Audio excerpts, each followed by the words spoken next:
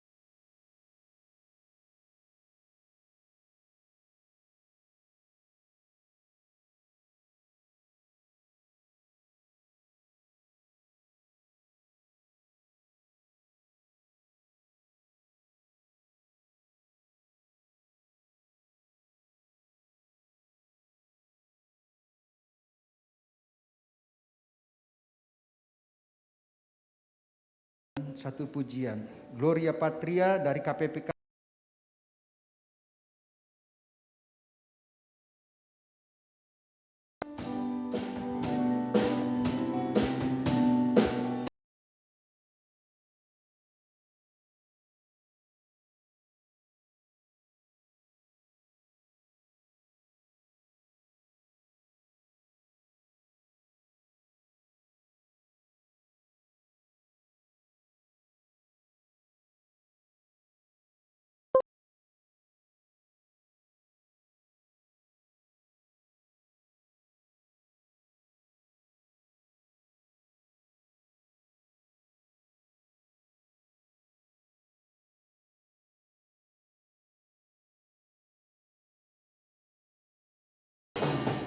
Pujilah Sang Kristus, haleluya, amin. Gemarlah jiwamu, haleluya, amin. Di surga mulia, sembahlah padanya, namanya puji Dia, haleluya, amin. Pujilah Sang Kristus.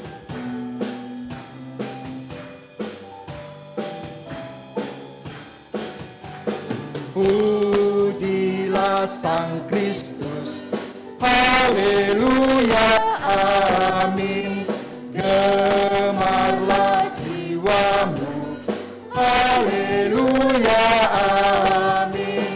Di surga mulia, sembahlah padanya, selamanya puji Dia, haleluya, amin. Di surga mulia, Di surga mulia, sembahlah padanya, selamanya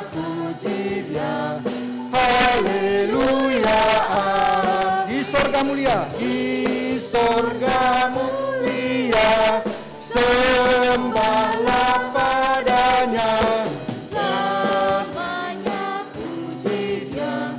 haleluya, amin. Di sorga mulia, sembahlah padanya, selamanya puji Dia, haleluya, amin. Haleluya, amin.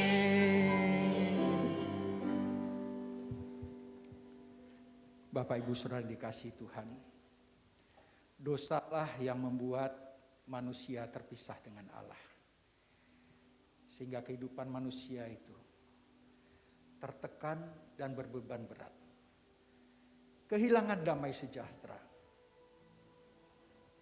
Bahkan manusia sering tidak taat kepada firman-Nya. Kita sering tidak menurut akan kehendak-Nya.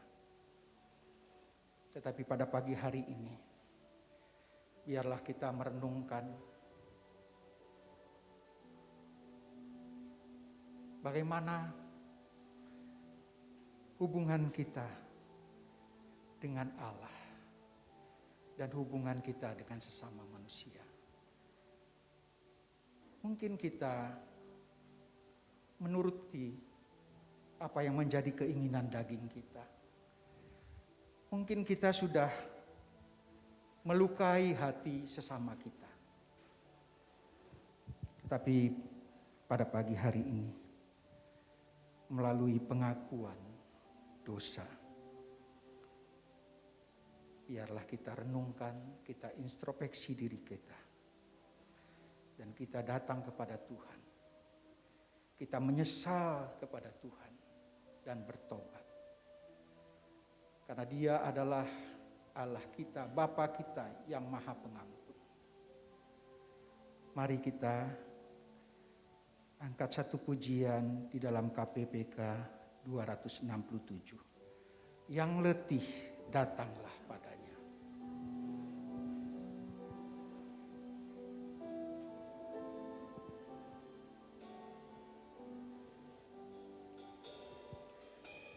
Yang letih bergegaslah, datang padanya.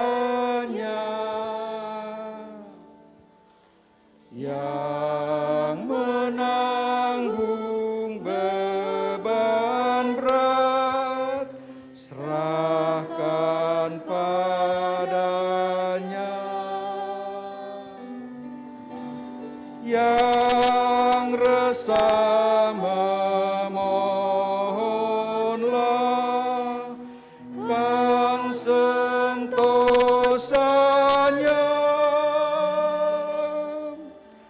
Yang berdosa inginkan hidup kekalnya. Oh Tuhanku, berikan rahmat-Mu.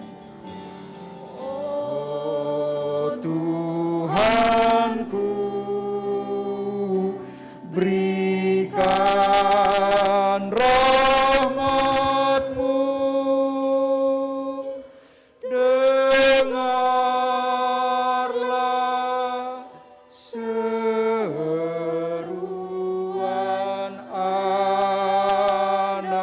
anak-Mu.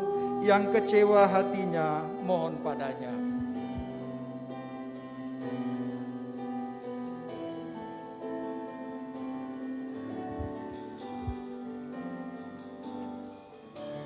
Yang kecewa hatinya, mohon padanya. Yang berpaling darinya, cepat pulanglah. Yang congkak bertobatlah. Yang congkak bertobatlah di hadapan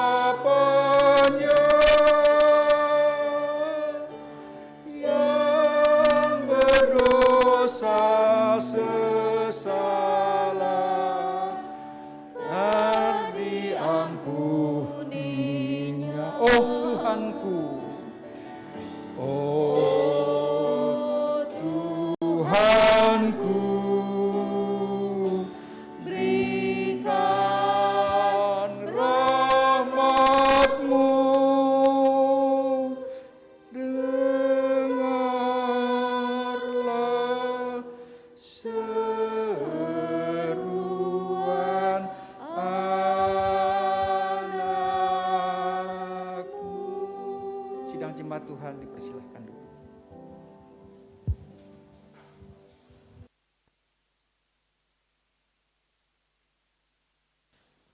Mari kita berdoa. Ya Tuhan, kasihanilah kami, orang yang berdosa ini. Banyak kali pelanggaran-pelanggaran yang kami lakukan dan menyakiti hati Tuhan.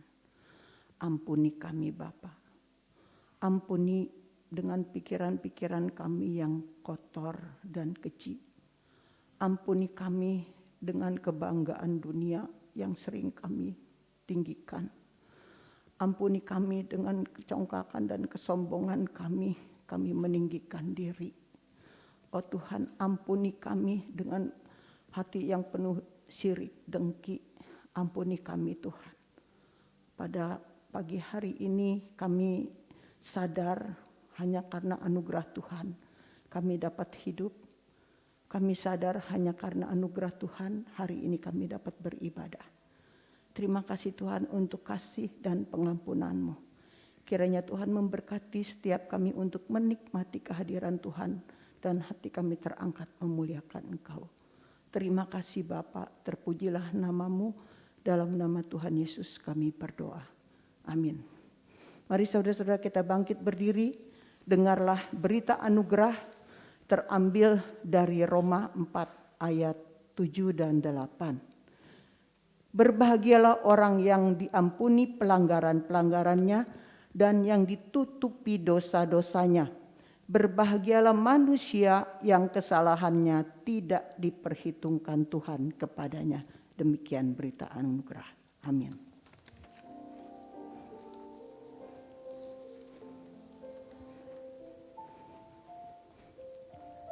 Kita merespon anugerah Tuhan melalui pujian KPPK 308, ada terang dalam hatiku.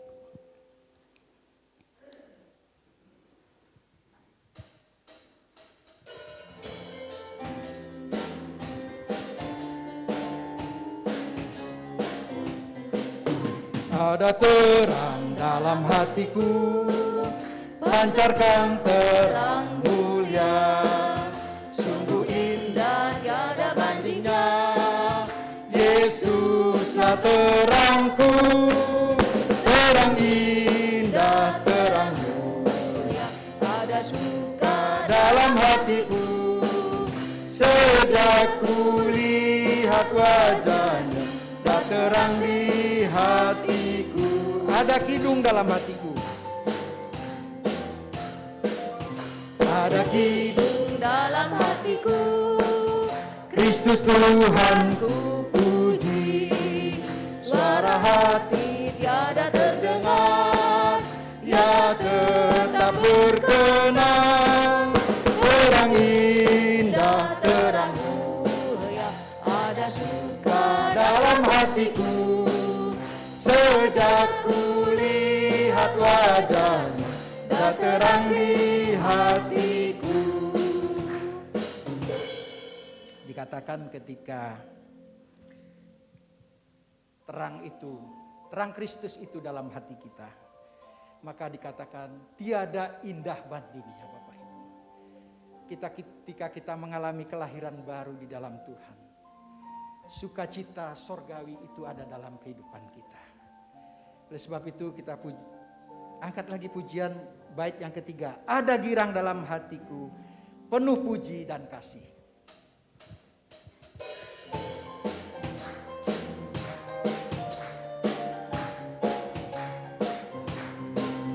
Ada girang dalam hatiku, penuh puji dan kasih. Berkat rahmat Tuhan berikan, hatiku gemarlah. Terang indah, terang mulia, ada suka dalam hatiku. Sejak ku lihat wajahnya, dah terang di hatiku. Terang indah, terang indah, terang mulia, ada suka dalam hatiku. Sejak ku lihat wajahnya, dah terang di hatiku. Ada terang di hatiku. Ya terang di hatiku. Ya terang di hatiku. Bapak Ibu, silakan duduk kembali. Kita mempersiapkan hati kita untuk kita menerima pesan Tuhan, isi hati Tuhan melalui pemberitaan firman Tuhan yang akan disampaikan oleh Ibu Pendeta Go Sioli. Oleh sebab itu, kita siapkan hati kita dengan satu pujian, hidup ini adalah kesempatan.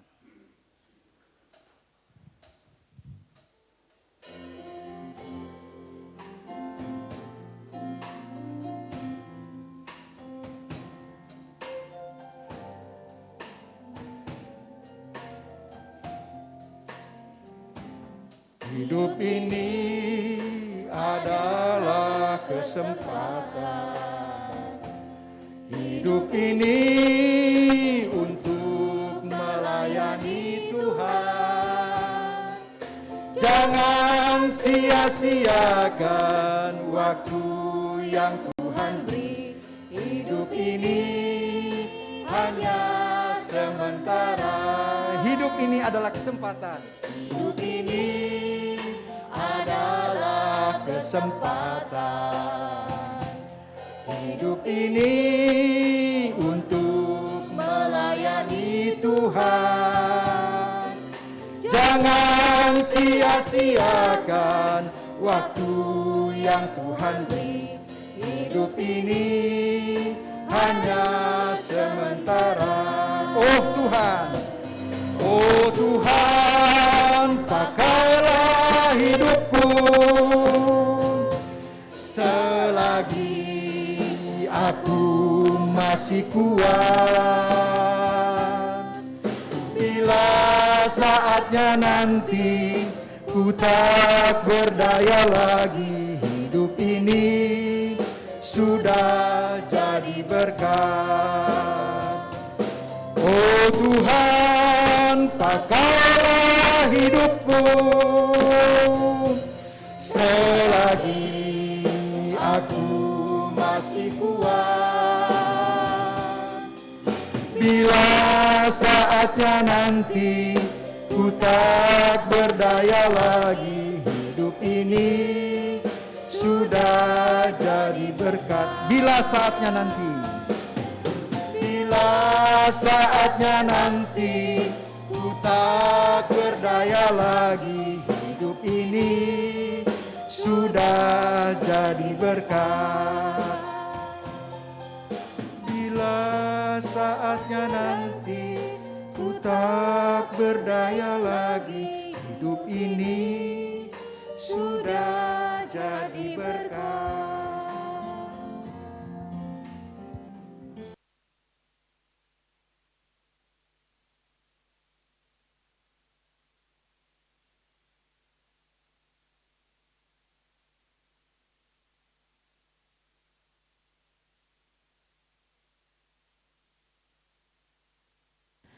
Bapa yang di surga, sekali lagi kami bersyukur karena anugerah Tuhan. Hari ini kami diberikan hak istimewa untuk mendengar firman Tuhan. Kami rindu kiranya Roh Kudus berkarya dalam hati kami masing-masing. Urapi setiap kami, secara khusus hamba-Mu yang menyampaikan. Supaya firman Tuhan yang kami baca, kami renungkan, betul-betul kami mengerti dan dengan kuat kuasa-Mu kami dimampukan untuk menjadi pelaku firman. Terima kasih ya Bapa, kami berdoa dan bersyukur dalam nama Tuhan Yesus, Juru Selamat kami yang hidup. Amin. Shalom Bapak Ibu yang dikasihi Tuhan. Maaf ini suara terlalu besar enggak saya nih? Boleh? Cukup? Oke. Ya, hari ini saya sungguh bersyukur kepada Tuhan. Tuhan memberikan hak istimewa buat saya bisa melayani di tempat ini. Saya sudah tidak tahu berapa tahun kita nggak ketemu. Tadi saya bertemu dengan Ibu Rifka, agak kaget karena dua-duanya kita berubah ya Bu. Sudah menjadi popo ya Bu. Ya, saya bersyukur sungguh luar biasa. Pagi ini kita akan merenungkan firman Tuhan dan juga akan ambil bagian dalam perjamuan kudus. Kita akan membaca firman Tuhan dari Kisah Rasul 2 ayat 1 sampai dengan 13. Dengan tema melayani dalam kuasa Roh Kudus. Kita baca bergantian Kisah Rasul 2 ayat 1 sampai dengan 13.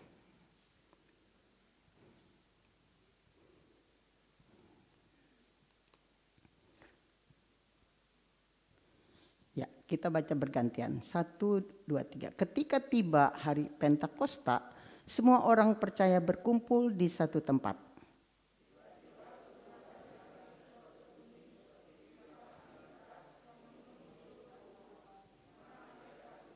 Dan tampaklah kepada mereka lidah-lidah seperti nyala api yang bertebaran dan hinggap pada mereka masing-masing.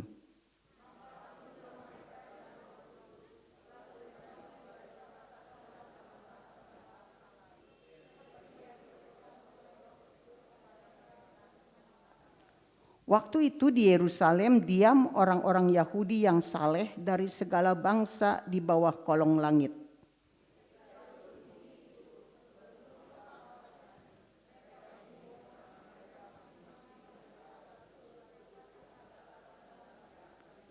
Mereka semua tercengang-cengang dan heran, lalu berkata, "Bukankah mereka semua yang berkata-kata itu orang Galilea?"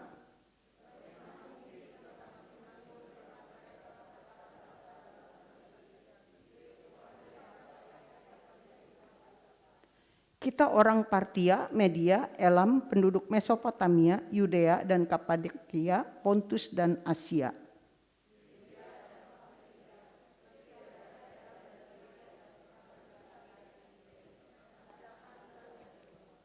Baik orang Yahudi maupun penganut agama Yahudi, orang Kreta dan orang Arab, kita mendengar mereka berkata-kata dalam bahasa kita sendiri tentang perbuatan-perbuatan besar yang dilakukan Allah.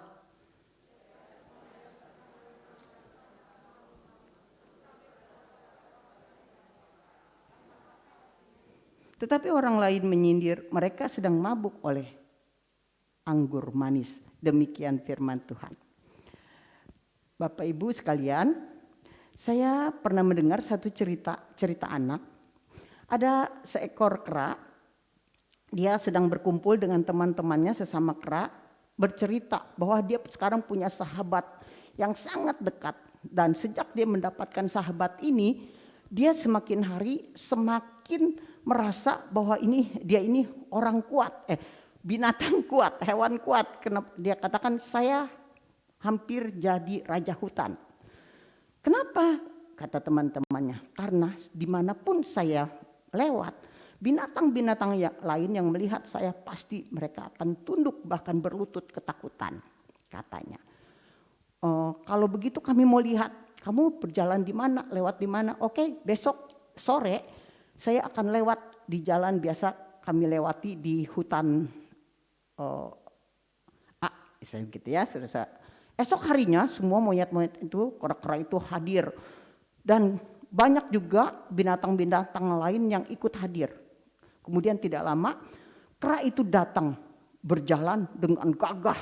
Dan angkat mukanya, dia jalan dengan gagah begitu saja. Dan betul, waktu mereka melihat monyet itu, kera itu jalan lewat, semua binatang-binatang itu gemetar dan mereka berlutut ketakutan. Termasuk kera-kera yang ada, yang teman-temannya pada waktu itu. Rupanya saudara-saudara, kera ini berjalan di belakangnya. Ada seekor harimau yang tinggi besar sambil mengaum-ngaum. Begitu saudara-saudara. Tapi kera itu dengan bangganya bahwa dia adalah binatang atau hewan yang ditakuti oleh semua hewan-hewan yang ada di hutan itu. Saudara-saudara, kera ini dia dihormati bukan karena kekuatannya. Kera ini dihormati bukan karena dia punya kuasa, tapi ada kuasa di belakangnya. ada backingan di belakangnya, sehingga semua binatang-binatang, hewan-hewan yang melihatnya menjadi takut dan gemetar dan memberi hormat.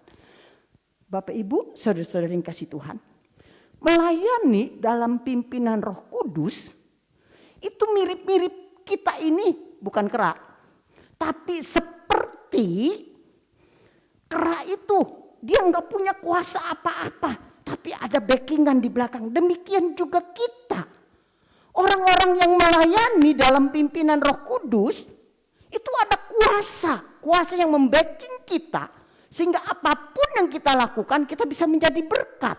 Apapun yang kita lakukan untuk Tuhan itu semua bisa menjadi berkat bagi banyak orang. Dalam Kisah Rasul 1 ayat 8, Yesus berkata bahwa tetapi kamu akan menerima kuasa kalau Roh Kudus turun ke atasmu. Kamu akan menjadi saksiku di Yerusalem dan di seluruh Yudea dan Samaria dan sampai ke ujung-ujung bumi. Itu adalah janji Tuhan kepada setiap anak-anaknya bahwa kalau kita menerima Roh Kudus, maka kita punya kuasa untuk menjadi saksinya. Bapak Ibu, saudara-saudara sekalian, yang menjadi pertanyaan sekarang ini, saudara-saudara, bagaimana caranya kita supaya bisa menjadi pelayan-pelayan Tuhan yang di backing oleh kuasa Tuhan itu? Ya saudara-saudara, yaitu kalau kita menerima Roh Kudus. Gimana caranya kita menerima Roh Kudus, saudara-saudara? Dalam firman Tuhan, Efesus 1 ayat 13 dikatakan, di dalam Yesus kamu juga ketika kamu percaya dimeteraikan dengan Roh Kudus yang dijanjikannya itu. Jadi saudara-saudara, setiap kita yang sudah percaya kepada Tuhan, setiap kita yang sudah diselamatkan oleh Tuhan, maka saat itu juga ketika kita bertobat dan menerima Yesus menjadi Tuhan dan Juru Selamat pribadi kita, hari itu juga kita menerima Roh Kudus. Jadi janji Yesus, janji Tuhan Yesus kepada umatnya bahwa kalau kamu menerima Roh Kudus, maka kamu akan mendapat kuasa untuk menjadi pelayan Tuhan, untuk menjadi saksi Tuhan dimanapun kita berada. Roh Kudus yang akan memampukan kita. Ketika kita menerima Kristus, Roh Kudus berkarya membentuk karakter kita menjadi baik. Ketika kita menerima Roh Kudus berkarya membawa kita mengenal Tuhan. Ketika kita percaya kepada Tuhan, Roh Kudus menolong kita untuk mengerti firman Tuhan. Jadi karena Roh Kuduslah kita mampu. Karena Roh Kuduslah kita menjadi alat Tuhan. Bapak Ibu, saudara-saudara yang dikasihi Tuhan. Jadi melayani Tuhan dalam pimpinan Roh Kudus yang pertama adalah harus menerima kuasa Roh Kudus itu.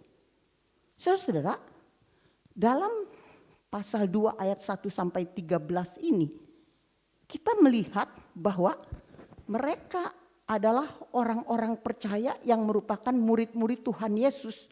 Di antaranya adalah ke-11 murid inti. Mereka adalah orang-orang biasa. Ada nelayan, ada pemungut cukai, ya, ada juga tabib dan sebagainya, saudara-saudara. Dalam Yohanes 20 ayat 19 ada satu peristiwa dicatat ketika Yesus baru mati dan dikubur.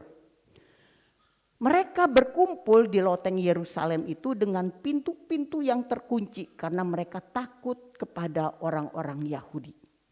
Saudara, ketika mereka belum menerima Roh Kudus, mereka begitu takut sembunyi di loteng, di lantai 2, di lantai atas itu karena takut dibunuh.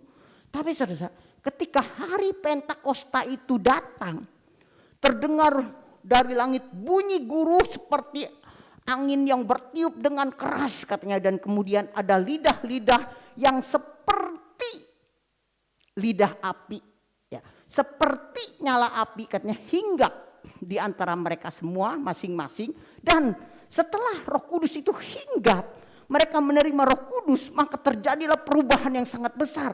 Mereka yang takut itu tiba-tiba menjadi berani, mereka menjadi semangat. Dan spektakulernya lagi adalah mereka semua bisa berbahasa roh. Bahasa roh yang dimengerti oleh manusia.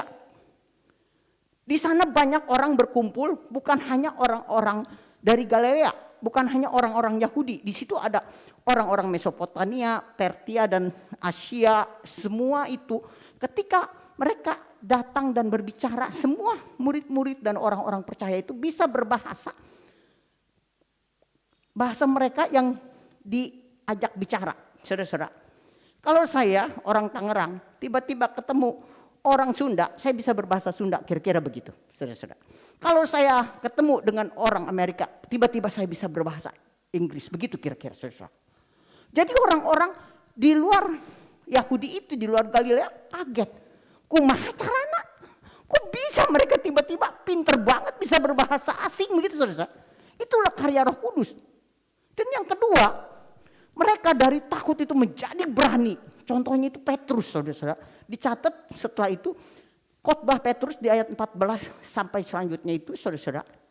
Diceritakan Petrus dan semua murid-muridnya yang waktu itu takut, tiba-tiba bisa bangkit berdiri dan mereka berani dan berteriak mengabarkan tentang Kristus yang sudah mati dan bangkit. Dan Roh Kudus berkarya menjamah setiap orang yang mendengar khotbah Petrus itu, dan 3.000 orang bertobat. Saudara-saudara, saya sudah melayani selama 32 tahun.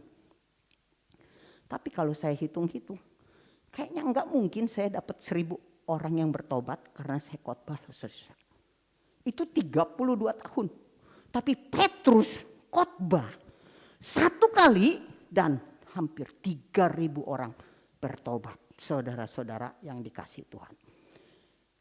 Tugas yang diberikan oleh Kristus, ya, bukan kita melakukannya dengan kekuatan sendiri, tapi dengan kekuatan Allah. Karena dikatakan kalau Roh Kudus turun ke atasmu, kamu akan menerima kuasa. Jadi saudara-saudara, tugas yang kita bawa bukanlah dari kita sendiri, tapi dari Allah. Kuasa Allah itu lebih penting dari pengalaman, dari bakat, dari teori atau teknik. Jadi jangan takut untuk bersaksi. Hanya kuasa Allah yang menimbulkan iman, saudara-saudara. Saya punya beberapa kesaksian jemaat saya. Orang-orang yang sangat sederhana. Yang enggak percaya diri bahwa dia mampu. Satu kali almarhum suami saya, Pendeta Paulus Santoso, dia membuat program satu tahun, 1 jemaat bawa 1 jiwa. Jadi waktu itu jemaat kami cuma 50 orang kira-kira jemaat dewasa. Kemudian setiap tahun jemaat itu harus bisa membawa jiwa 1 setiap tahun.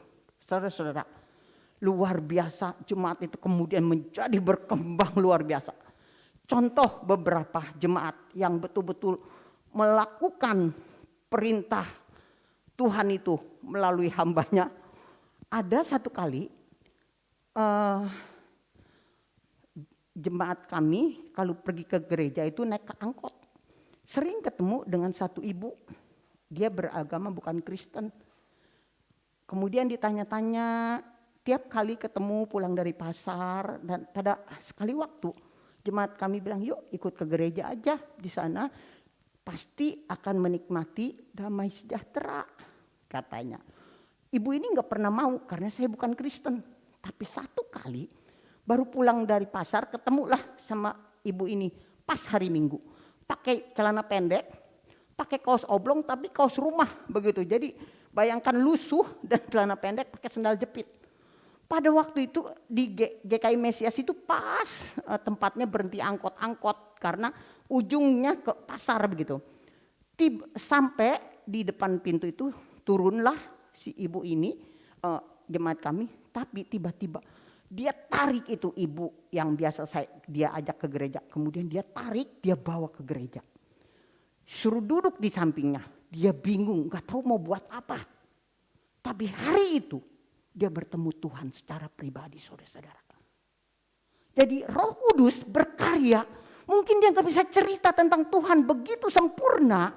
Tapi bagaimana Tuhan memakai dia dengan keberanian yang luar biasa. Dia tarik ibu ini dan akhirnya dia bisa menjadi jemaat yang setia. Dia bersaksi, saya gak mencari Tuhan. Sungguh saya gak mencari Tuhan. Tapi Tuhan yang mencari saya melalui ibu ini. Bapak ibu saudara-saudara yang kasih Tuhan. Jangan takut untuk bersaksi saudara-saudara. Kalau gak bisa kita minta pertolongan Tuhan melalui rohnya. Supaya kita dimampukan untuk berani. Satu kali ada seorang popoh yang tiap pagi doa pagi. Dia bingung gimana caranya untuk dapat jiwa satu setahun. Aneh itu jemaat kok bisa taat begitu. Semua harus cari satu jiwa 1 tahun begitu. Dia jalan ke gereja sering kali ngelihat satu ibu nyapu di halaman di luar pagernya. Jadi di halaman jalan raya begitu. Tiap pagi diajak ayo ke gereja. Aduh, Wo mah nggak bisa bahasa Indonesia, sulit betul katanya ya, gitu. Jadi bahasanya bahasa Sunda dia. Tapi tiap hari dia datang lewat ke gereja itu. Dari gereja ke rumah yang ibu ini diajak ke gereja ini kira-kira 3 rumah. Satu kali dia sedang sapu begitu, tiba-tiba boleh Wo pinjam sapunya katanya. Dia kasih sapunya, kemudian popo ini bawa lari itu sapu ke gereja, saudara. Jadi dikejar duduklah si popo ini di gereja, doa pagi kan. Dia mau minta sapunya, bilang duduk dulu, selesai ini saya kasih sapumu. Hari itu saudara-saudara, Roh Kudus bekerja. Popo yang gak ngerti bahasa Indonesia dengan baik, hari itu dia bertemu dengan Tuhan dan dia menjadi jemaat yang setia. Luar biasa bukan? Gampang pisan, betul gak saudara-saudara? Kemudian satu kali tahun 95 saya baru masuk di GKI Mesias 4 tahun. Ada seorang pemuda datang kepada saya. Nah selama saya punya suami, saya tidak full pelayanan. Khotbah itu jarang banget. Tapi saya jadi guru sekolah, jadi pembina sekolah minggu. Satu kali pemuda ini datang berkata begini, Bu, saya mau jadi guru sekolah minggu katanya begitu. Saudara, pada waktu dengar itu, saya langsung kaget dan mikir, ngomong dalam hati, ini orang gak ngaca gitu. Gak bisa ngomong kok mau jadi guru sekolah minggu. Saudara, kok jadi guru modal yang paling penting apa? Ngomong. Tapi pemuda ini gak bisa ngomong, saudara. Jangankan untuk ngomong gini, baca pun dia susah banget.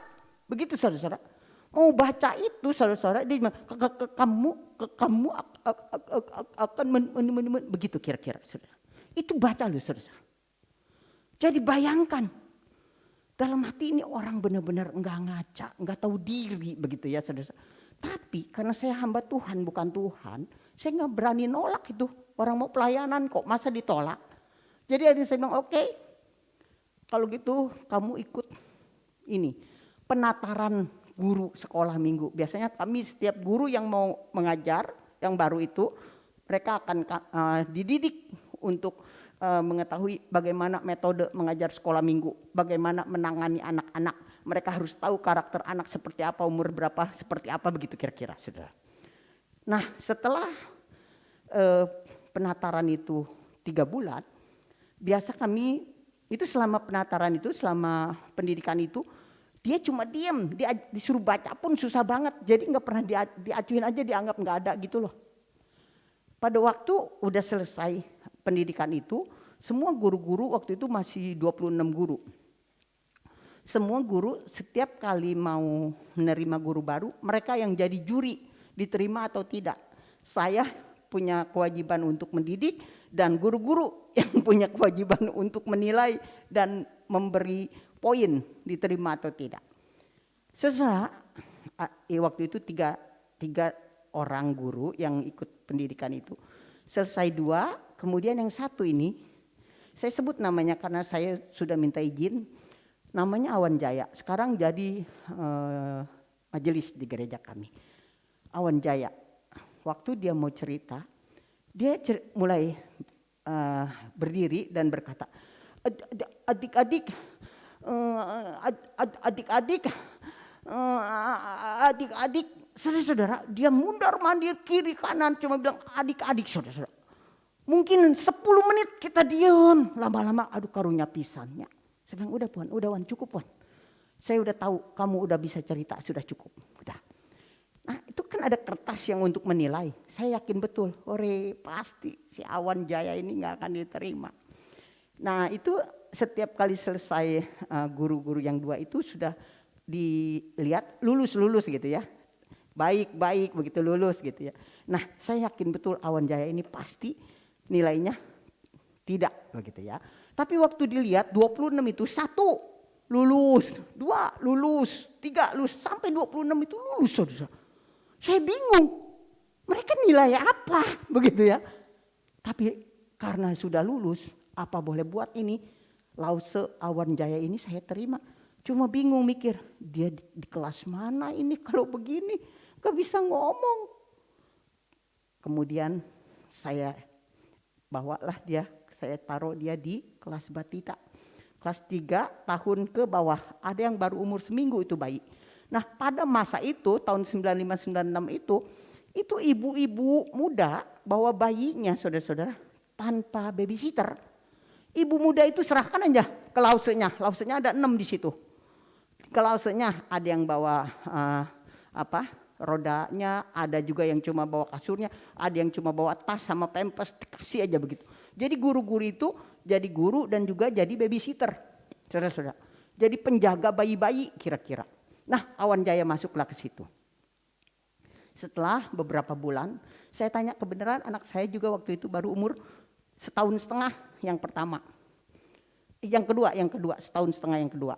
Nah saya tanya, Kia, kamu yang paling kamu suka di kelasmu Lause siapa? Ini masih kecil nih anak. Dia jawab Lause Awan. Loh kok? Padahal ada juga Lause-Lause yang lain tuh 6 yang lain. Jadi ada 7. Semua anak waktu saya tanya pelan-pelan jawabnya Lause Awan. Yang 6 itu enggak disebut sama sekali. Saya heran. Kenapa? Jadi minggu besoknya saya datang, saya lihat gimana Awan itu melayani sampai anak-anak suka banget begitu ya. Oh pagi-pagi saudara dia udah berdiri di pintu kelasnya. Satu-satu anak dia salamin, dia peluk. Selamat pagi, katanya Tuhan berkati, dipeluk satu-satu. Setelah itu saudara dia mulai menjaga anak-anak. Gak bisa nyanyi, gak bisa ngomong, saudara ya. Satu kali saya pas di situ ada anak nangis, bayi kira-kira umur 1 tahun begitu, nangis keras sekali. Waktu mau dipegang sama Sautu Lause, langsung ada sesuatu rupanya, sangat harum. Cepet-cepet itu mereka lari, saya datang, saya lihat, aduh bahaya besar karena dia buang sesuatu.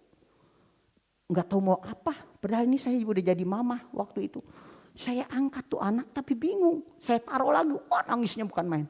Awan Jaya tiba-tiba dia datang, dia peluk anak itu, dibawa ke kamar mandi, dia buka pampasnya, dia bersihkan. Saudara, saya hamba Tuhan nih, sudah punya anak lagi. Tapi ini jangan ditiru hamba Tuhan. Saya cuma lihat gini, Wan, udah Wan, bisa Wan, bayangkan kurang ajar betul ini hamba Tuhan. Tapi itu kenyataan saudara. Saya takut pisan megang pantat anak orang lain, padahal saya udah punya anak 2. Saudara. Tapi ini pemuda, belum menikah. Tapi dia bisa membersihkan itu semua. Sampai anak itu akhirnya bisa tidur di dadanya saudara-saudara. Waktu nangis yang luar biasa itu si pemuda gagap ini dia bisa gendong itu bayi sampai akhirnya bisa nyenyak tidur. Saya bilang pantas kenapa anak-anak begitu suka. Tiba-tiba beberapa minggu kemudian ketua sekolah minggu, ketua komisi sekolah minggu ini bilang, Bu, Awan Jaya udah 3 bulan loh. Kalau udah 3 bulan mau apa? Kata saya. Kan biasa kalau sudah 3 bulan jadi guru pembantu itu, guru bantu, bukan pembantu, guru bantu, dia dikasih kesempatan untuk cerita.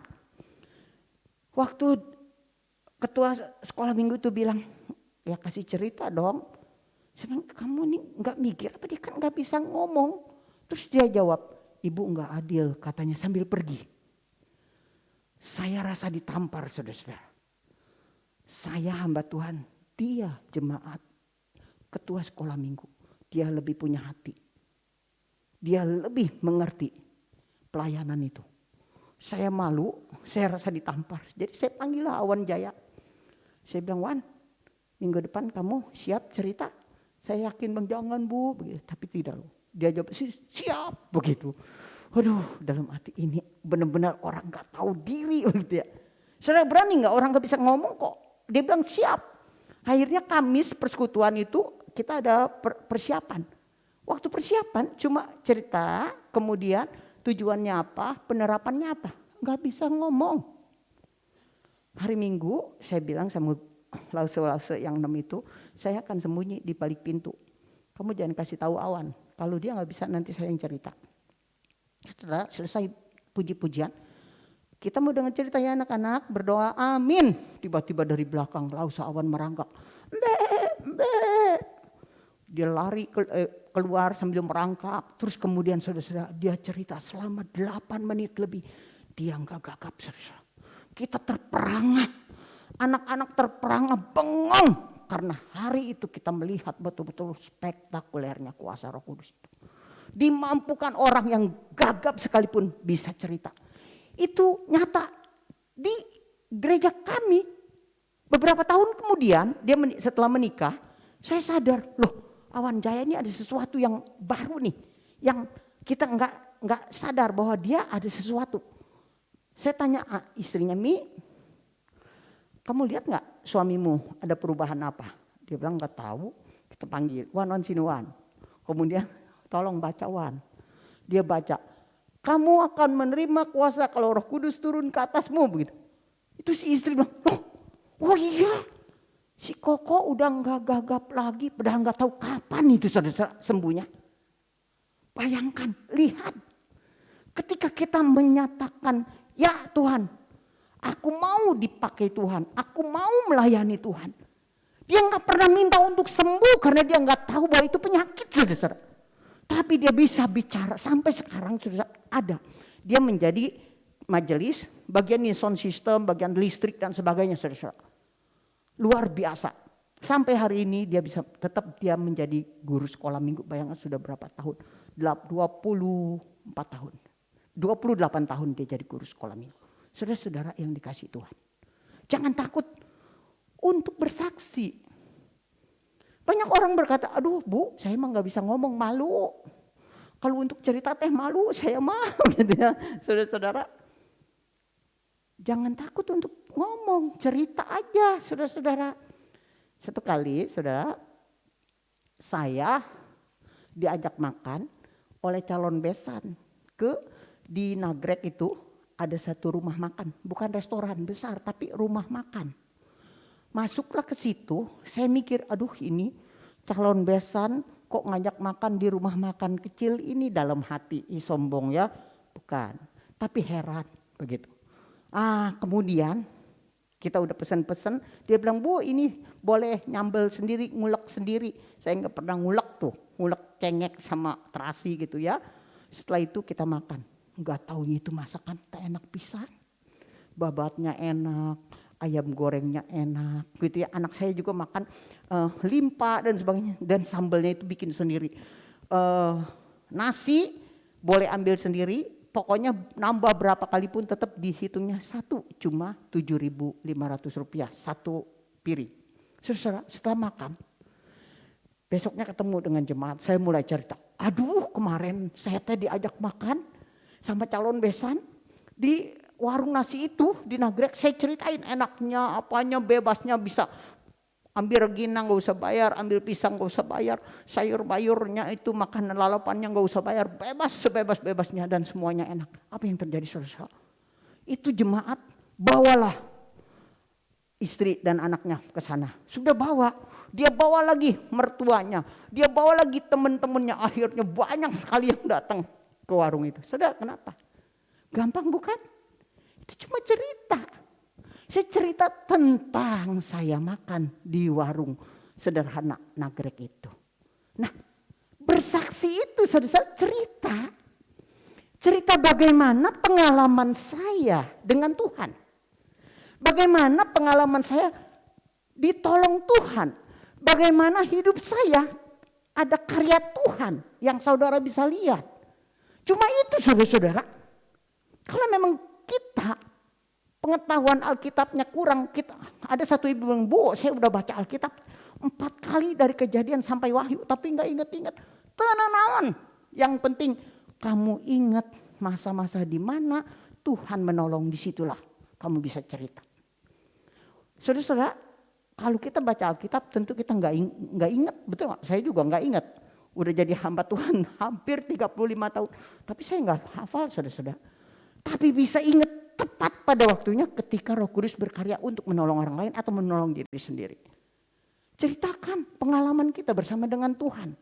Saudara, tidak ada seorang pun yang tidak bisa melayani kalau dia betul-betul memiliki Roh Kudus. Ya saudara-saudara. Dan yang kedua, melayani dalam pimpinan Roh Kudus itu hidup kita harus dipimpin oleh Roh Kudus. Bukan hanya pengetahuan kita yang dipimpin oleh Roh Kudus, tapi hidup kita, karakter kita harus dipimpin oleh Roh Kudus. Kita harus sejalan sesuai dengan perintah Tuhan. Kita harus hidup sesuai dengan apa yang Tuhan mau. Pada waktu kita mau melenceng, melanggar sesuatu, kita ingat ini ada Tuhan, kita balik. Pada waktu kita mendengar firman Tuhan, kita tahu ini saya harus berubah. Saudara, maka dari waktu ke waktu kita dipimpin oleh Tuhan dan kita bisa menjadi pelayan Tuhan yang dipimpin Tuhan dan kita menjadi berkat. Kita dipanggil bukan hanya melayani secara kelihatan begitu, tapi melalui hidup kita. Bagaimana Kristus membentuk, mengubah kita supaya kita memiliki karakter yang lebih baik. Hidup bersama Roh Kudus, buktikan kesaksian hidup yang kudus melalui suara dan kesaksian hidup kita.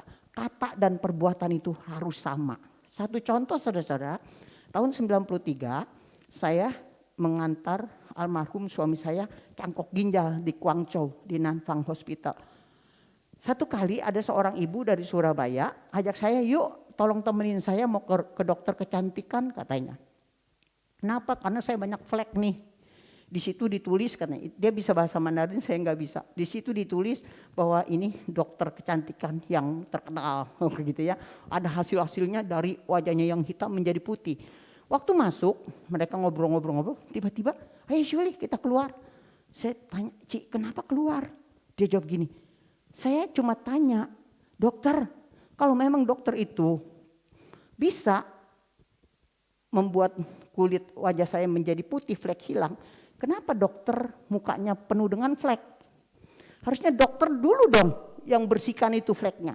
Dia jawab, oh maaf, ini terlalu mahal, jadi saya nggak berani untuk beli. Saudara, ibu ini berkata, dokter aja nggak tetap hitam, bagaimana saya mau percaya? Nah, saudara, ketika kita mau melayani Tuhan, supaya orang percaya, saudara, kita harus membuktikan bahwa Tuhan sudah berkarya untuk kita. Kita harus membuktikan bahwa karakter saya ini sudah dikuduskan oleh Tuhan. Itulah karya Roh Kudus yang dapat kita nikmati, saudara-saudara. Ada seorang ibu, pinter banget main piano, saudara. Ini tahun 98-99 datang ke gereja kami untuk bersaksi, saudara-saudara. Ceritanya, ibu ini ahli banget main pianonya, seperti Ibu Manda ya. Ibu Manda ya bagus main pianonya begitu ya, saudara-saudara. Tapi ibu ini terlalu kaku. Kalau pelayanan itu harus sesuai jadwal. Dia bilang sama pendetanya, Pak maaf ya, saya nggak mau kalau diminta pelayanan mendadak. Saya harus sesuai jadwal. Apapun alasannya saya tidak mau katanya. Satu kali adiknya sendiri sama-sama pianis yang handal. Jam 11 telepon sama pendetanya, aduh Pak saya diare, kemungkinan saya dehidrasi, udah gak kuat jalan, lemes banget besok jadi saya gak bisa pelayanan. Jadi karena sudah hampir jam 12 pendeta ini bingung mau minta tolong siapa. Akhirnya dia teleponlah ibu ini. Waktu ditelepon ibu ini marah. Dia bilang, Pak saya ini pianis profesional, bukan abal-abal. Kan saya udah bilang, kalau bukan jadwal, maaf saya nggak bisa pelayanan. Pendeta ini bilang, Bu, ini adik ibu sendiri, sakit. Dan kemudian sudah jam 12 malam. Karena ibu ini profesional, maka saya harus minta tolong ibu. Kan ibu nggak usah latihan, langsung bisa. Katanya gitu ya. Kalau orang lain harus latihan dulu, kapan mereka latihan? Akhirnya ibu ini bilang, oke, kalau gitu hanya sekali ya. Sekali ini terakhir, gak boleh lagi minta tolong kalau bukan jadwal. Pagi-pagi saudara-saudara, ibu ini mau bangun tidak bisa bergerak. Dia stroke dan betul-betul gak bisa jalan. Akhirnya saudara-saudara, beberapa tahun kemudian ketemu dengan almarhum suami saya. Dia cerita ini, terus kata suami saya, ayo bersaksi di gereja saya. Dia bersaksi saudara-saudara nggak bisa berdiri, pakai kursi roda dan tangannya satu itu kiri kalau nggak salah yang bisa bergerak, satunya lagi begini. Dia katakan, saudara-saudara, selama hidup saya membanggakan diri bahwa saya pintar. Tapi kalau Tuhan tidak mau pakai, kita nggak bisa apa-apa. Saudara-saudara yang dikasih Tuhan, kita melayani bukan karena saya bisa. Kita dipakai Tuhan bukan karena kita hebat. Kalau bukan Tuhan yang mau pakai kita, kita nggak bisa apa-apa.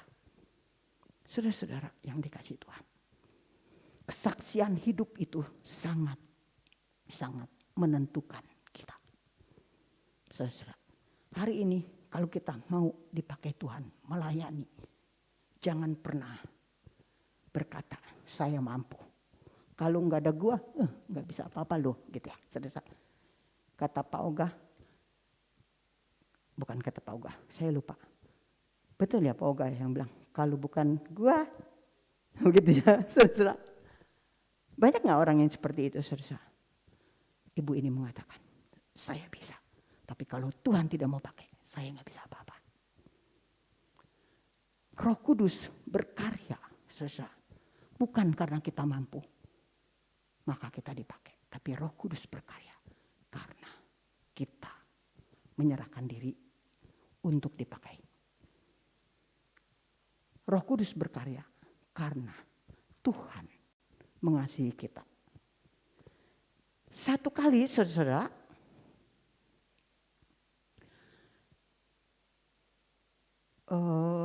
saya masih kerja saya bertobat tahun 1985. Sebelum itu saya beragama bukan Kristen. Saya bertobat, tapi tetap masih kerja di satu garmen, saudara. Waktu sebelum saya bertobat, saya itu sombong, congkak, pongah. Saya dapat kerjaan itu sebagai payroll. Jadi saya ngegaji pegawai harian yang saya harus betul-betul hitung dari Senin sampai Sabtu, begitu saudara. Nah, tapi sombongnya setengah mati, saya merasa jadi bos. Tiap hari itu ratusan pegawai itu yang ada yang jadi operator jahit, ada yang streaming, ada yang segala macam itu, termasuk office boy dan sebagainya. Saudara, itu saya tahu bahwa mereka kadang-kadang curang, nggak masuk, tapi minta temennya tolong absen, dijetrek. Zaman dulu itu dijetrek pakai mesin begitu. Saudara. Tiap hari ini merasa bos, turun ke lapangan. Saya lihat semua satu-satu itu pegawai. Kalau ada tempat kosong saya tanya, kemana ini dia nih? Dia bilang sakit. Tapi waktu saya lihat absennya ada. Wah, besoknya saya datangin dia, saya marahin dengan suara yang menggelegar. Itu nggak tahu berapa meter dari ujung pabrik itu sampai ke ujung lagi kedengeran itu suara Gausyuli. Semua orang bilang itu dia macan betina. Benci banget. Saudara, termasuk office boy. Saya sombong banget. Saya cuma bilang, Dop minta air. Dop buat Indomie. Semua hidup. Saya nggak pernah ngerjain apa-apa, cuma di meja, cuma liatin itu daftar hadir. Begitu ya saudara-saudara. Satu kali setelah saya bertobat, kira-kira 2-3 bulan, hidup datang nih, si office boy ini datang. Dia tanya, Ci, kenapa udah lama enggak marah? Saya sampai kehilangan itu suara teriakan Cici katanya.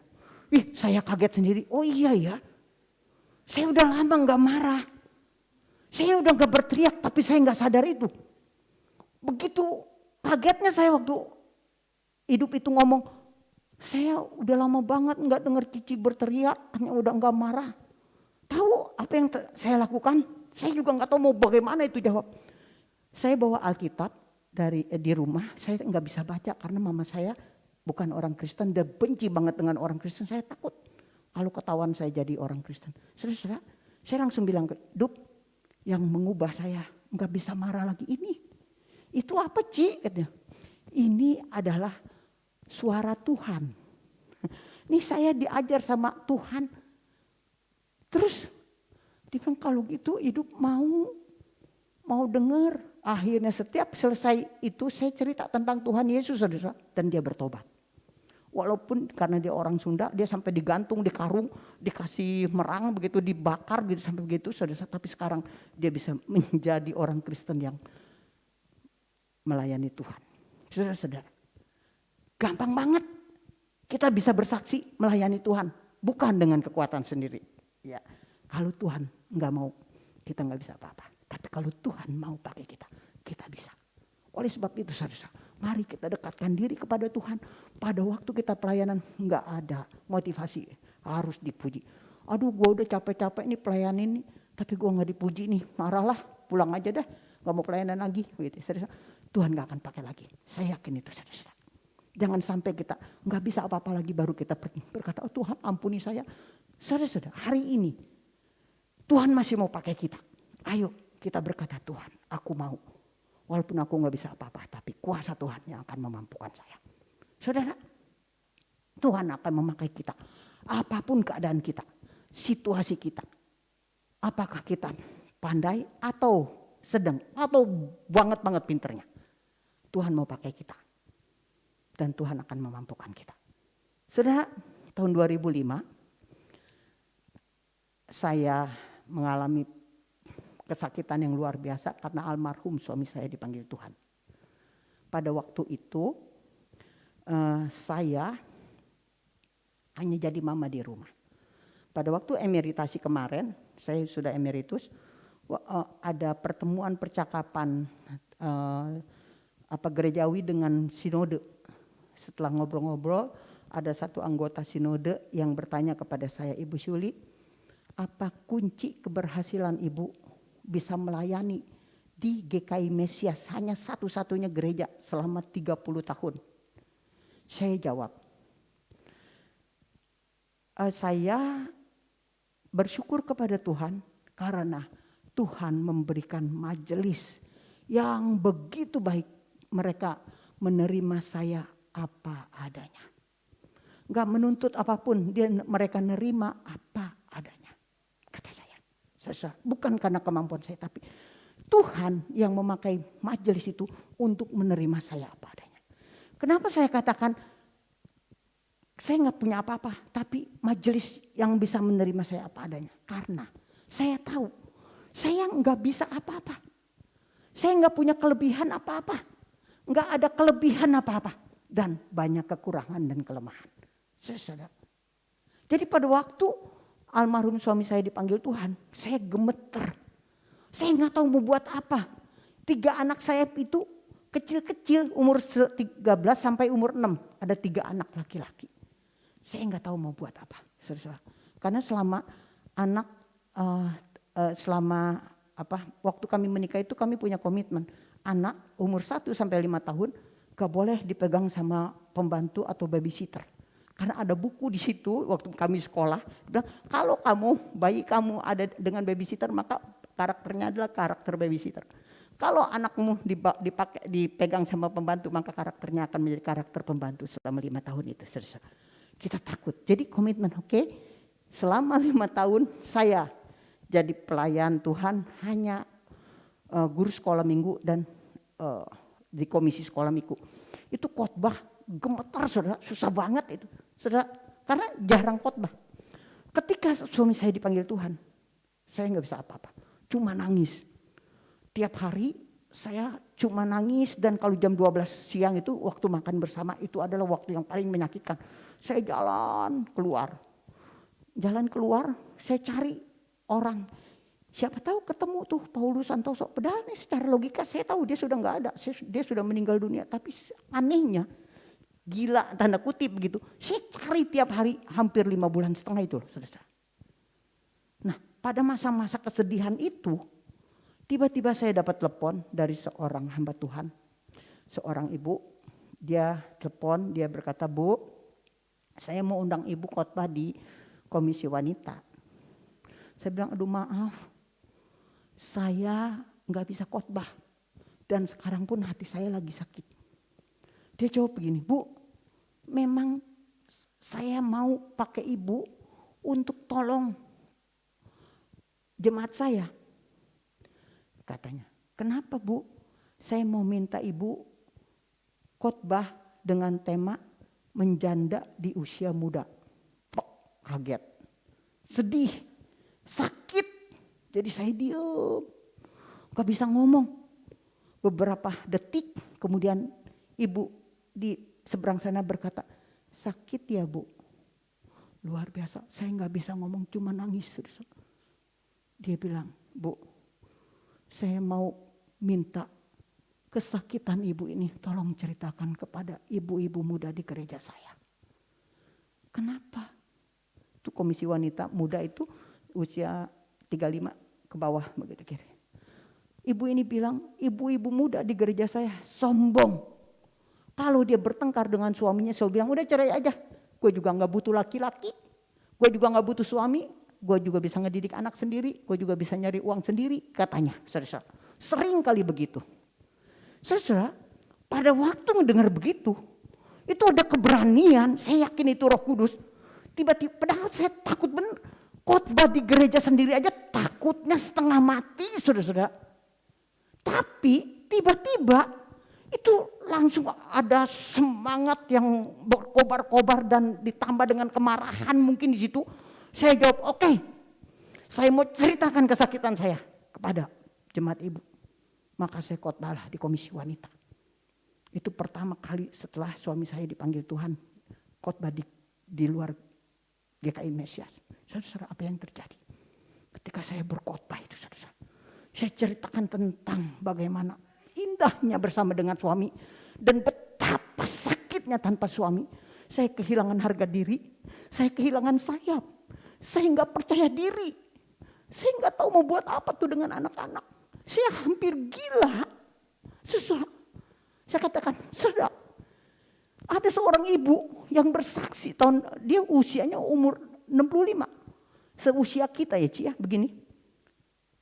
Dia bersaksi di gereja kami, emang jemaat kami, bilang begini, "Ini kalau pagi mau doa pagi selalu itu suaminya marah." Dia bilang, "Aduh kapan tuh aki-aki mati," sampai kasar gitu. Saking bencinya itu sama suami. Tiap pagi doa, sebelum doa selalu bilang, "Aduh kapan itu aki-aki mati," terus begitu saudara. Dan akhirnya aki-aki suaminya itu akhirnya meninggal dunia betul-betul. Setelah meninggal dunia jam 2 pagi dia telepon bilang, "Bu, suami saya meninggal dunia." Dia girang pisan, nggak ada tangis saudara. Tapi beberapa bulan kemudian dia bersaksi. Dia berkata gini, "Ibu-ibu, tolong jangan pernah mengutuk suami. Sejelek-jeleknya suami lebih baik punya suami," katanya. Saudara, itu usia 65 tahun. Saya bilang, "Ibu-ibu kalian nih, anak muda nih, sekarang kamu bisa berkata, saya nggak butuh suami. Siapa yang mau suaminya sekarang juga dipanggil Tuhan? Berdiri." Sampai saking marahnya saya, saudara. Hari itu, saudara, begitu banyak ibu-ibu berdiri sambil menangis dan minta ampun kepada Tuhan. Saudara, siapa yang memampukan saya waktu itu? Dengan beraninya saya berdiri. Saudara, hari itu, hari dimulainya Tuhan memakai saya. Saya bisa berkhotbah di mana-mana. Dari Papua sampai Sumatera. Bahkan pernah ke Hong Kong, ke Beijing, ke Singapura, ke Malaysia. Siapa saya? Saya nggak ada apa-apa. Tapi Tuhan mau pakai saya. Tuhan akan mampukan. Demikian juga buat kita semua Bapak Ibu. Kalau kita mau berkata, Tuhan saya mau. Kalau melihat saya, tentu nggak akan mungkin bisa. Yang paling tahu pasti siapa Go Shuli adalah majelis kami dan jemaat. Mau khotbah pun susahnya setengah mati. Bibir sampai gemeter. Murus-murus. Sakit perut ketakutan saudara-saudara. Tapi ketika Tuhan mau pakai. Kita melangkah. Di situ Tuhan berkarya. Kiranya jemaat ini menjadi jemaat sarang tawon. Yang gak pernah berhenti bekerja dan akhirnya menghasilkan madu yang indah. GKI Mesias hanya 50 orang waktu kami datang. Tapi akhirnya bisa mencapai 350 orang. Dengan satu semua jemaat berkarya. Mereka menjadi sarang tawon. Kita cuma memberikan, mengembalakan. Tapi yang mencari jiwa adalah jemaat-jemaat itu yang luar biasa. Saudara. Biarlah kita menjadi pelayan-pelayan Tuhan yang dipimpin dalam kuasa Roh Kudus. Bukan dengan kekuatan kita. Nama Tuhan dimuliakan dan kita menjadi berkat. Kita berdoa. Tuhan terima kasih. Kalau hari ini Tuhan memakai kami menjadi alat-Mu. Terima kasih Tuhan. Karena kami tahu bukan karena kuat gagah kami. Bukan karena kemampuan kami. Bukan karena kelebihan kami. Tapi hanya kuasa kekuatan Roh-Mu yang kudus. Yang memampu kami dan menolong kami. Terima kasih Tuhan. Karena Tuhan tolong kami untuk percaya diri bahwa Engkau yang akan memampukan. Dan biarlah kami bisa menjadi pelayan-pelayan Tuhan yang setia. Bekerja sama dengan baik dan membawa jiwa-jiwa datang kepada Tuhan. Dan gereja ini menjadi kemuliaan bagi nama Tuhan. Terima kasih ya Bapa. Dalam nama Tuhan Yesus kami berdoa. Amin. Saudara, sebentar kita akan ambil bagian dalam sakramen perjamuan kudus. Mari kita persiapkan hati kita naikkan pujian sejauh timur dari barat.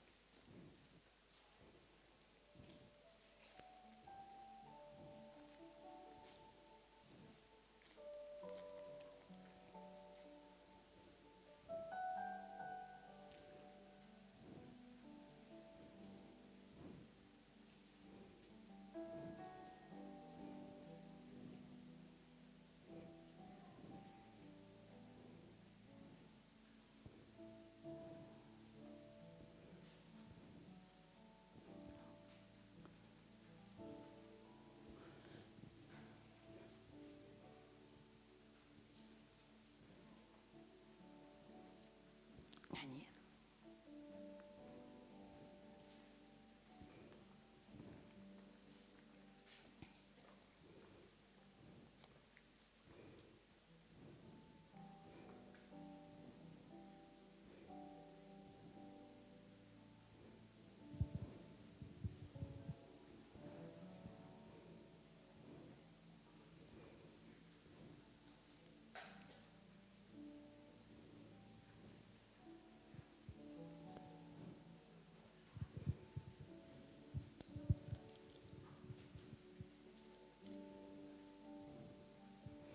Mari saudara-saudara kita akan mempersiapkan hati kita naikkan pujian sejauh timur dari barat.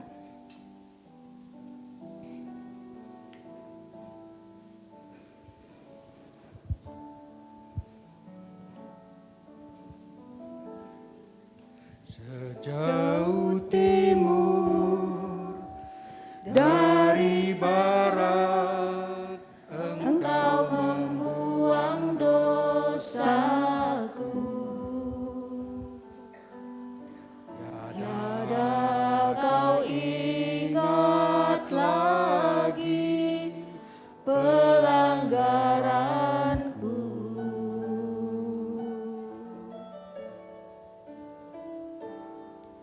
jauh ke dalam tubir laut, Engkau lemparkan dosaku.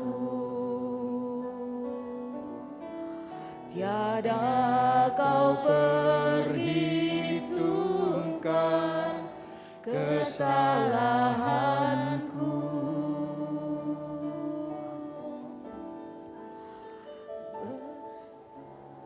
Betapa besar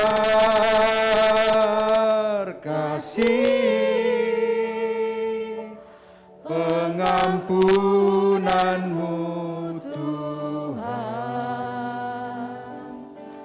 Tak kau pandang hina hati yang hancur.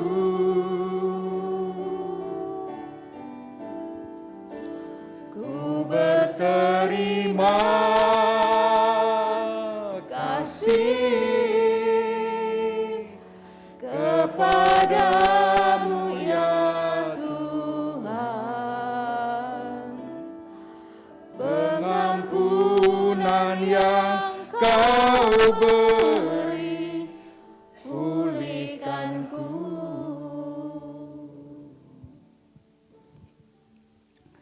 Saudara-saudara, ketika kita menghadap meja perjamuan kudus, supaya perjamuan kudus ini menjadi berkat dan kekuatan bagi kita, maka perlulah sebelum kita menerimanya, kita mengoreksi diri masing-masing.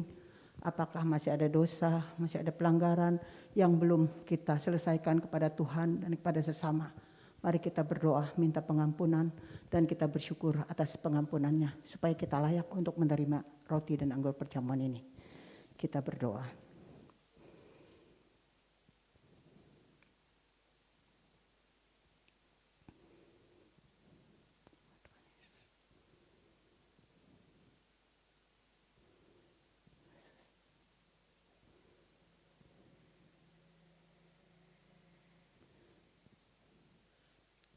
Ya Bapa, terima kasih untuk kasih-Mu yang begitu besar, yang sudah mengorbankan diri-Mu, menyelamatkan kami. Siapakah kami ini ya Bapa, yang Kau kasih sedemikian rupa, dan Engkau jaga seperti biji mata-Mu sendiri. Oh Tuhan, terima kasih. Terima kasih untuk kasih dan pengampunan-Mu Tuhan. Dan saat ini ketika kami mau menerima roti dan anggur perjamuan, mampukan kami untuk terus mengingat akan kasih dan penebusan-Mu, membawa kami semakin mengasihi Tuhan, dan memampukan kami untuk menjadi saksi Tuhan, memberitakan kasih Tuhan dan kedatangan-Mu yang kedua kali. Terima kasih ya Bapa. Dalam nama Tuhan Yesus kami berdoa. Amin. Saudara-saudara, perjamuan kudus ini diperuntukkan bagi setiap kita yang sudah dibaptisidi dan yang sudah mempersiapkan hati. Saudara-saudara, pada malam hari sebelum Tuhan Yesus diserahkan, diambilnya roti, mengucap syukur atasnya, serta memecah-mecahkannya sambil berkata, inilah tubuhku yang diserahkan bagi kamu. Ambillah, makanlah, perbuatlah, ini akan menjadi peringatan akan daku.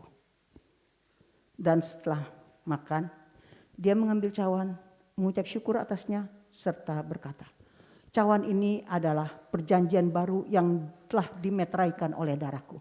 Ambillah, minumlah, perbuatlah, ini menjadi peringatan akan daku. Sebab seberapa kali kamu makan dan minum dari cawan ini, kamu memberitakan kematian Tuhan sampai Ia datang kembali. Amin. Mari saudara-saudara kita bangkit berdiri, kita angkat roti di tangan kanan kita.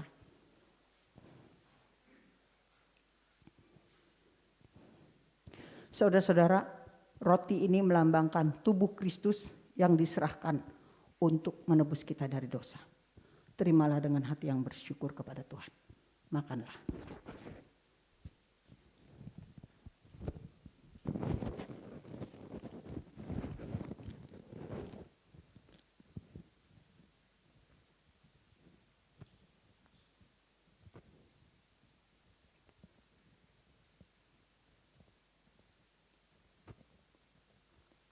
Saudara-saudara, mari kita angkat anggur di tangan kanan kita.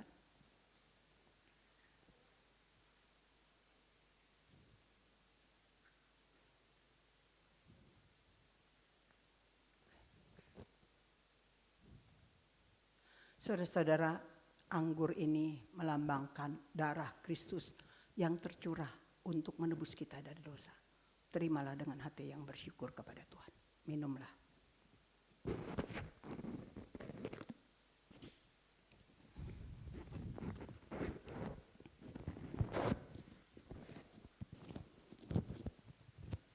Mari kita berdoa.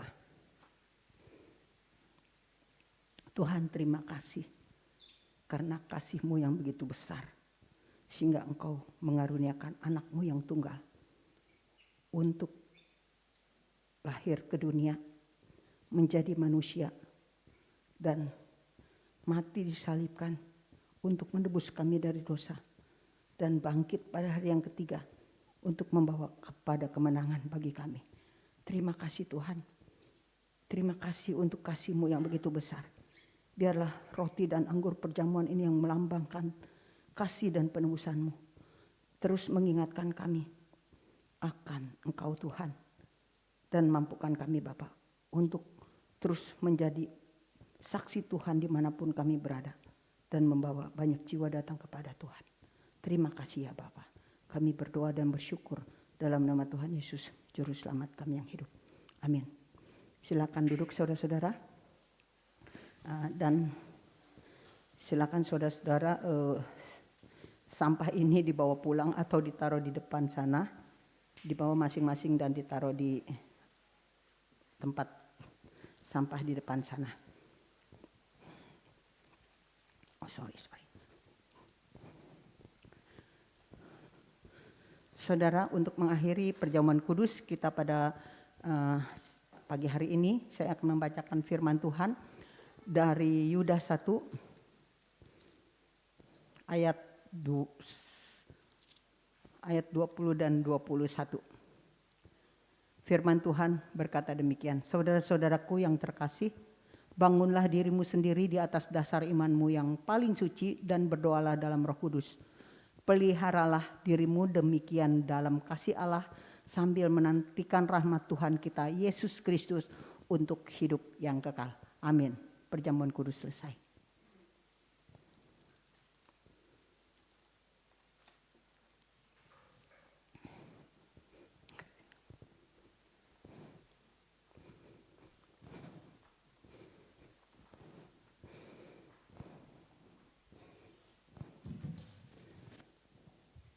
Terima kasih kepada hambanya, Ibu Go Siuli. Terima kasih Ibu, sudah menjadi berkat bagi kami, Gereja Kristen Immanuel Jemaat Sarun. Baik, kita bangkit berdiri.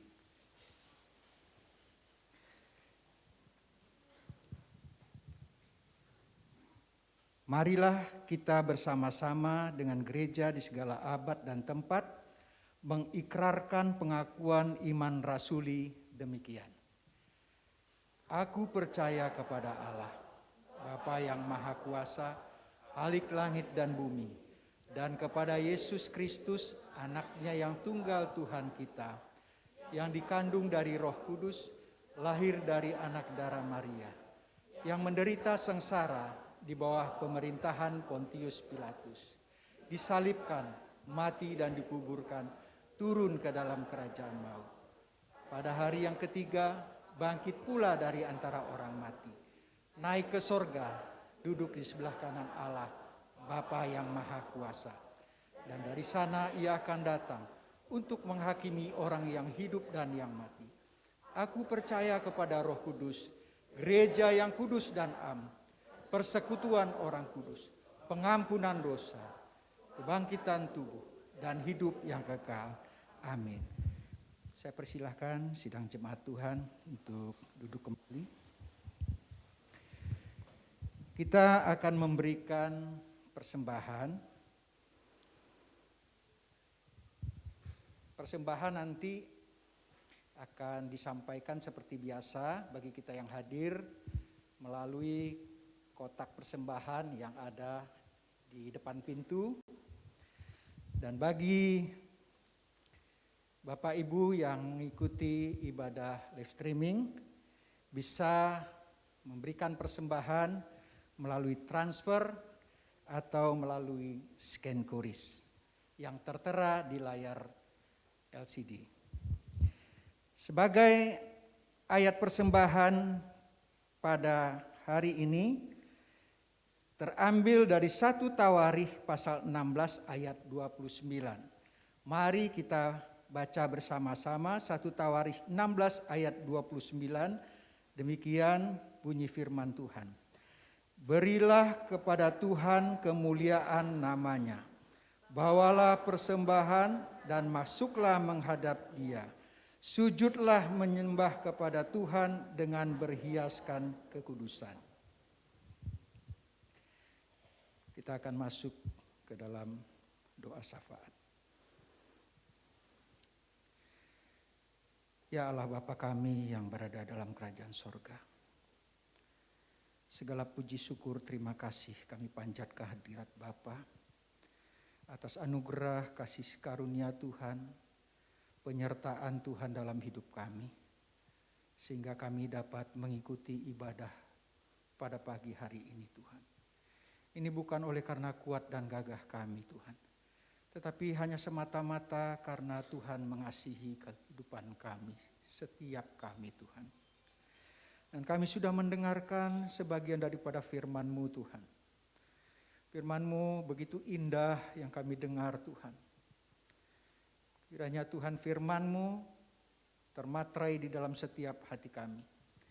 Sehingga kami memiliki semangat dan kerinduan untuk melayani Tuhan. Karena Tuhan sudah terlebih dulu melayani kehidupan kami ya Tuhan. Berikan kami keberanian Tuhan untuk bersaksi Tuhan. Bahkan Tuhan kami menyerahkan hidup kami untuk Tuhan berkarya di dalam kehidupan kami. Membentuk kehidupan kami, memproses kehidupan kami. Supaya kehidupan kami boleh menjadi saksi yang hidup ya Tuhan. Surat yang terbuka di tengah-tengah dunia yang gelap ini. Kami berdoa ya Tuhan bagi Ibu Gosioli ya Tuhan. Yang sudah Tuhan utus untuk melayani pada pagi hari ini. Kami berdoa ya Tuhan kiranya Tuhan terus memberikan kesehatan bagi hamba, bagi beliau ya Tuhan. Demikian juga dimanapun Tuhan utus. Di situ kuasa Roh Kudus bekerja, berkarya. Sehingga banyak membawa jiwa-jiwa untuk dimenangkan kepada Tuhan. Berkati keluarga, berkati anak, cucu, menantu semua Tuhan berkati. Bapa di dalam sorga, demikian pula Tuhan kami berdoa bagi rencana kami, Gereja Kristen, Immanuel, Jemaat Saron, melalui Komisi Diakonia ya Tuhan. Akan mengadakan ibadah bersama dengan Panti Asuhan Krishna Rajasa Gilimanuk Bali. Biarlah Tuhan sendiri yang mempersiapkan kami semua Tuhan. Di dalam pelayanan ini, baik kami yang ada di sini maupun di pengurus Panti Asuhan Krishna Rajasa. Sehingga melalui ibadah ini Tuhan, kami semua diberkati oleh Tuhan. Demikian juga Tuhan, kalau kami memberikan apa yang Tuhan sudah berikan terlebih dahulu kepada kami, untuk kami membantu meringankan Panti Asuhan Krishna Rajasa. Kiranya Tuhan pakai ya Tuhan, berkat-berkat yang sudah kami terima, kami salurkan ya Tuhan. Sehingga ya Tuhan, Panti Asuhan ini boleh menjadi panti asuhan yang mendidik anak-anak dengan takut akan Tuhan. Dan anak-anak ini tumbuh besar dan berguna bagi bangsa dan negara Indonesia ya Tuhan. Terima kasih Bapa di dalam sorga. Kami serahkan Tuhan semua ya Tuhan rencana dan pelayanan kami ya Tuhan. Bapa di dalam sorga,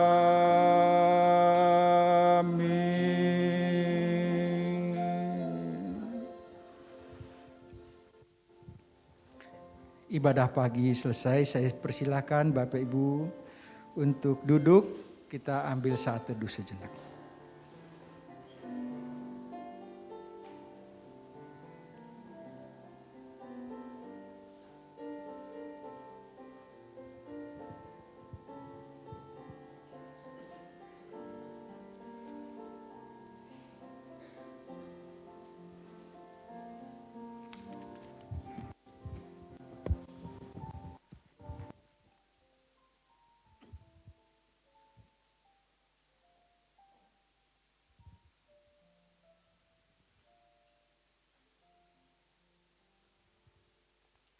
Amin.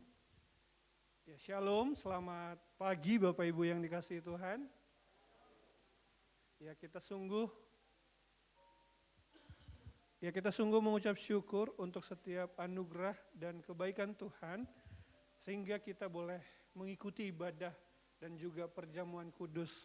Biarlah itu boleh menolong kita untuk terus bertumbuh bersama-sama di dalam kasih Kristus. Dan biarlah kiranya juga kita boleh menjadi jemaat yang setia. Dan diharapkan juga Bapak Ibu yang kasih Tuhan untuk kita bisa datang lebih awal ketika beribadah. Sehingga kita boleh mempersiapkan diri untuk beribadah bersama di dalam Tuhan. Ya Bapak Ibu yang dikasih Tuhan, kami mau menyambut Bapak Ibu yang mungkin baru pertama kali hadir beribadah bersama kami.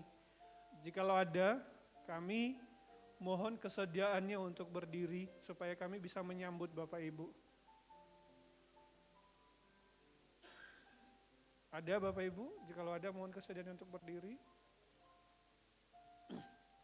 Ya rasanya nggak ada ya. Ya Bapak Ibu yang kasih Tuhan, biarlah kita boleh menjadi jemaat yang setia dan juga kita boleh seperti dari firman Tuhan yang disampaikan, kita juga boleh membawa jiwa-jiwa untuk datang ke hadapan Tuhan, menyembah dan memuliakan Tuhan. Kemudian yang kedua Bapak Ibu yang kasih Tuhan, kedua, perjamuan kudus pada kesempatan saat ini yang sudah dilayani dan akan juga melayani di KKM, dan firman Tuhan dilayani oleh Ibu Pendeta Emeritus Gosyuli dari GKI Mesias. Biarlah kiranya Tuhan Yesus yang memberkati pelayanan beliau yang sudah menjadi berkat bagi kita. Kemudian yang ketiga Bapak yang kasih Tuhan, seperti tadi yang sudah disampaikan di dalam doa juga, Komisi Diakonia akan melaksanakan kegiatan berbagi kasih dengan anak-anak panti asuhan Krishna Rajasa Gilimanuk Bali pada hari Rabu tanggal 17 Agustus 2022 pukul 10 diadakan via Zoom meeting. Untuk itu Bapak yang kasih Tuhan, bagi Bapak Ibu yang ingin mendukung anak-anak panti asuhan tersebut dapat memberikan dukungan baik dalam doa maupun juga memberikan persembahan. Pada hari ini di depan sana ada amplop yang seperti ini Bapak Ibu. Bagi Bapak Ibu yang ingin mendukungnya, silakan ambil amplopnya dan kemudian masukkan ke dalam kotak yang tersedia sebagai bentuk dukungan kita kepada anak-anak panti asuhan tersebut. Ya demikian Bapak yang kasih Tuhan. Dan selanjutnya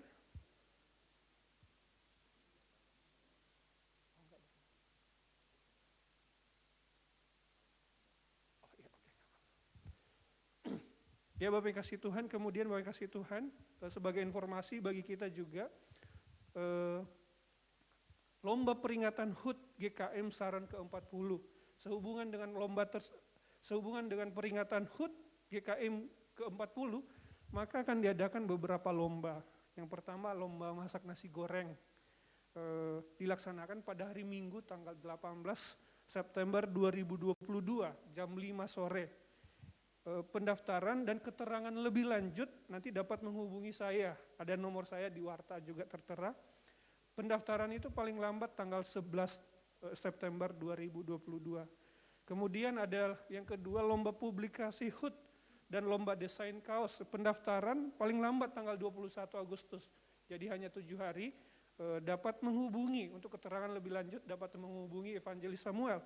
Nomor WA-nya juga tertera di dalam warta kita. Kemudian Bapak kasih Tuhan,